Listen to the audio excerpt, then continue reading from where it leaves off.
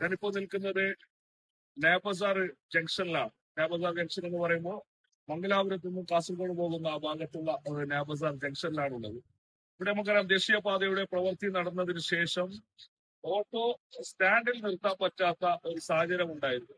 റോഡിലാണ് നിർത്തിക്കൊണ്ടായിരുന്നത്. പല അപകടങ്ങളും പതിവായി നടക്കുന്ന ഒരു സാഹചര്യത്തിൽ പുതിയ മുഖപ്പാടി പഞ്ചായത്ത് ഭരണസമിതി വന്നതിന് ശേഷം കൃത്യമായി ഈ വിഷയത്തിൽ ഇടപെടുകയും ട്രാഫിക് റെഗുലേറ്റർ കമ്മിറ്റി ചേരുകയും ആ ചേർന്നതിന്റെ അടിസ്ഥാനത്തിൽ ഈ സ്ഥലം പരിശോധിക്കുകയും അപ്പോൾ ഏറ്റവും വലിയ തടസ്സമായി നിന്നത് ഈ BSNL ഓഫീസിന്റെ അവരിലാക്കുന്നതിനുള്ള ഒരു പോസ്റ്റാണ്.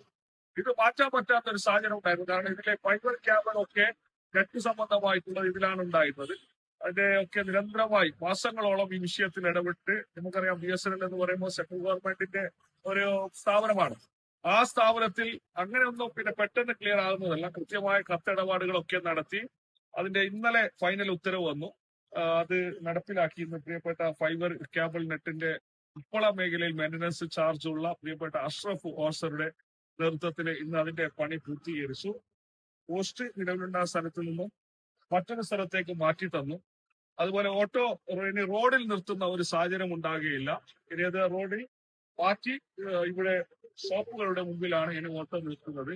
ഇനി ഒരു വലിയൊരു അപകടമാണ് പഞ്ചായത്ത് നിരന്തരമായ ഇടപെടൽ മൂലം ഒഴിവാക്കിയിട്ടുള്ളത്. ഇവിടുത്തെ വാർഡ് മെമ്പർ പ്രിയപ്പെട്ട സലീമിച്ചയും മറ്റു പൊതുപ്രവർത്തകരും നാട്ടുകാരും വ്യാപാരികളും തൊഴിലാളികളും മുഴുവൻ ആളുകളും സഹകരിച്ചിട്ടാണ് ഈ പ്രവൃത്തി ഇവിടെ പൂർത്തീകരിച്ചിട്ടുള്ളത്.